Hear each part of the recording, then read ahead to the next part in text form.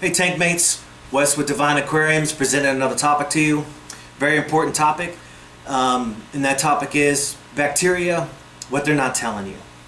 The idea, the concept behind this topic was two experiences that I see that happens in the fish hobby, the aquarium hobby. And that is people go on YouTube videos to get some free information about how to keep up with a fish tank, and or their first experience when they go into a big box store when they first buy their aquarium. So let's talk about the second part, buying your first aquarium, and then we'll talk about the second topic, the one on YouTube videos.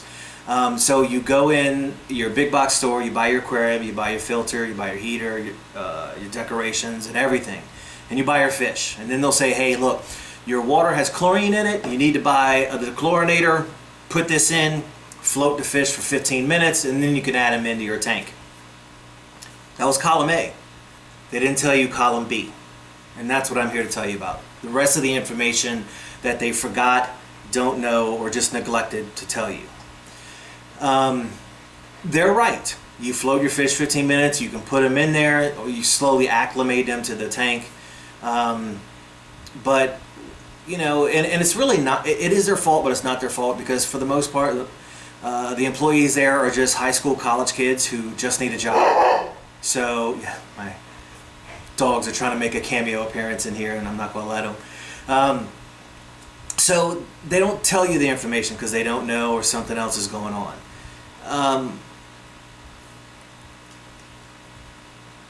For a lack of better terms, when you first start a fish tank, your tank is what I like to call sterile. There's no beneficial bacteria in there.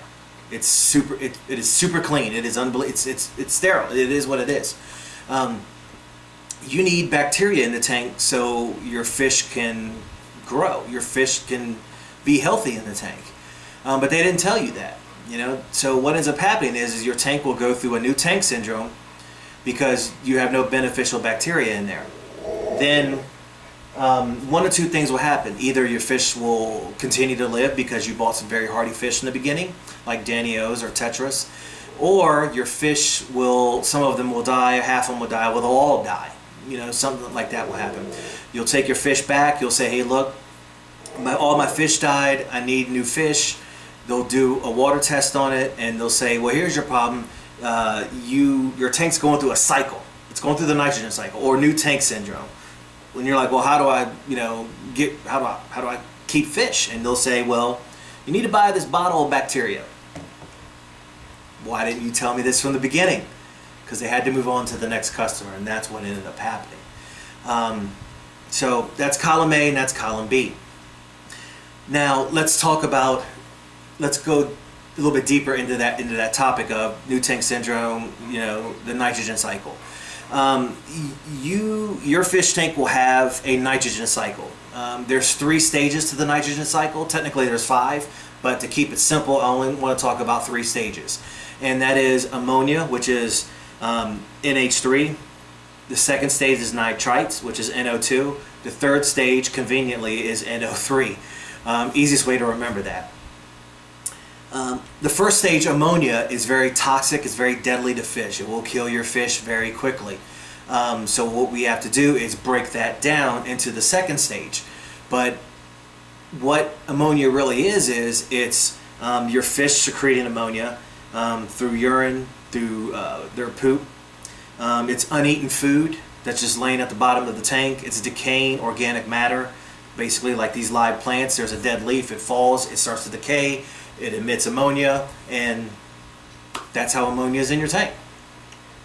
But when you grow beneficial bacteria in your tank, after the new tank syndrome, the beneficial bacteria will break down into the ammonia into nitrites. Then, well, nitrites isn't as toxic as ammonia is, but it's still toxic in very high levels. So we break down the ammonia into nitrite, the nitrite into nitrates. And then what ends up happening is your plants and your algae in the tank, along with the lighting, will absorb all that. The photosynthesis, we don't need to talk about photosynthesis, but your plants will absorb that, and or you will do water changes. Now, just because you have live plants in the tank doesn't mean you don't have to do water changes. You still have to do water changes. You'll never get away from that. You will always have to do water changes. So I want to make sure, I want to stress that point.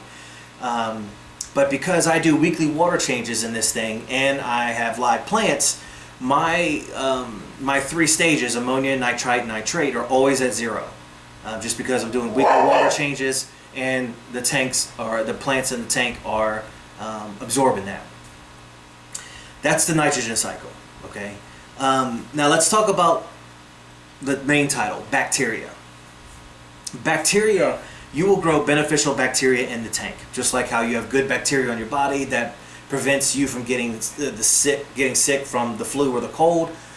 Sort of same thing. You have beneficial bacteria in the tank, and you need to grow that bacteria. This is where the first part of the video comes into play, and that is where they say they don't use biomedia, it's a ripoff, blah blah blah. You grow bacteria in the tank. You grow bacteria all over the tank. You know, you grow it actually on the glass. You grow it on the lava rock. You will grow it on the wood, the plants, everything. Everything in this tank will have bacteria on it, including the biomedia that's actually in your filter.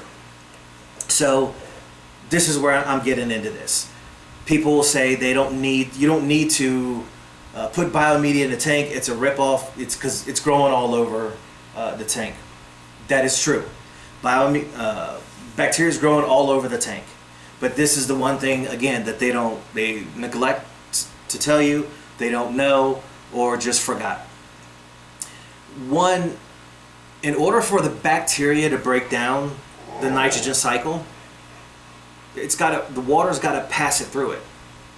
So this is why you put biomedia into the tank, because bacteria is growing on that biomedia, and when your filter takes the water and forces it through the biomedia, the bacteria is coming in contact with the ammonia, the nitrite, and the nitrates. That's what they forgot to tell you. You know, yes, there's he's eating some bloodworms that I fed him. Yes, there's bacteria on this piece of wood, but not all 55 gallons of water is guaranteed to pass through, so it can break it down. Okay, so there's an issue. They didn't. You know, what they're forgetting to tell you is you got to pass that ammonia through the beneficial bacteria to break it down. The second thing they're not telling you is you can only grow so much bacteria. It's not a never-ending supply of bacteria that's constantly growing. You can only grow a certain amount because you only have a certain amount of surface area in this tank. So to kind of supercharge the bacteria in your tank, you put in more surface area, biomedia, and that's what you did. For instance, I have 2 702 Sun canister filters in here. I have one tray in each one, a liter of Seachem's biomedia matrix, and that is supercharging the tank because it's adding more beneficial bacteria because it's adding more surface area.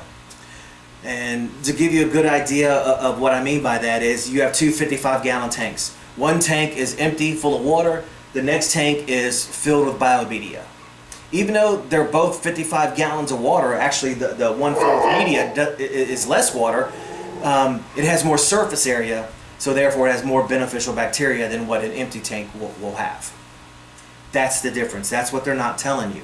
Biomedia is not a ripoff. It is something that I highly suggest that you put in your tank and in your filters.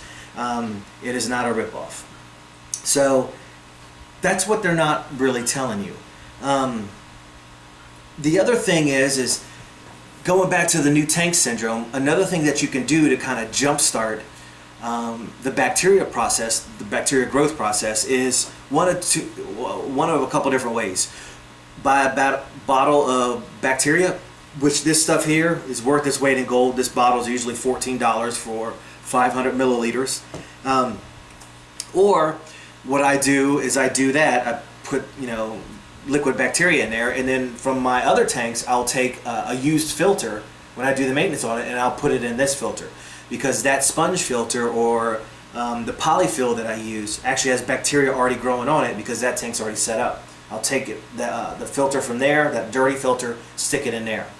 Then the third step that I'll do is the bucket of water that I use to wash off the media in those other tanks, I'll take that water and then dump it in here, because I'm also getting rid of just a little bit of bacteria when you're washing that stuff off. Well, I'll put all that in there. Yeah, it looks cloudy, but remember, you're running filter, so it eventually clear all that up. But you're just trying to jumpstart the bacteria growth in your tank, and that's how you do it. So remember one thing: there's only so much bacteria that you can grow in the tank. Okay, it's not a never-ending supply. One thing I have on this tank, like I said, I have Seachem's Biomatrix, but I also have some of Marine Pure's spheres in here. And between those two, because the amount of surface area that those two media have, it's like pouring a Red Bull into a Mountain Dew. I mean, it is supercharging that tank. I mean, it has a ton of surface area for that beneficial bacteria to grow. So that's sort of what I do. And actually, another concept that I'm about to try on is, because I'm about to do some maintenance on this, is I like saving money where I can, and a great way to do that is I order a lot of supplies from CLL Pet Supplies. And what I did was I went there and I picked up this extra external filter. And the best thing, the reason why I bought this, because this doesn't have a pump. All this is 3 stages of sponges: coarse, medium, and fine. The reason why I did this is because I have two, like I said, I have two Sun 702 filters in here. And what I'm going to do is put this on one of those filters so I can clear up an extra tray in that big one, so I can add more biomedia to this tank. And that way my maintenance becomes easier, because now I have this little canister filter that I have to service instead of the other one every month. So the reason why I got the one without the filter is because I'm sorry, not without the filter. The one without the pump is because that pump is smaller, and the 702s will actually burn this pump up. But that 702 is going to drive this filter. Water's going to come in this way, go out that way into the 702, where my beneficial bacteria is, because I have now 2 liters of biomedia into that tank. I may buy another one for the second one, or I just might buy another 702 and have that one filled with biomedia, which is probably the way I'm going to go. But I wanted to try this because I didn't want to have another plug to have to deal with. But I'm just going to try this out, see if this works. You know, hey, for $22, CLLPetSupplies.com, or go on eBay. For $22, this is a great buy. This is an unbelievable buy. Like I said, all it's going to be filled with is the 3 sponges, and actually I may put my Seachem's Purigen in the top part right here, and then that way I have more room for more beneficial bacteria. So if you have any questions or comments, or want to add to this, just leave it in the comments section. If I need to edit this, I'll come back and edit, or do an extension video. But just let me know what you think. And as always, thanks for watching.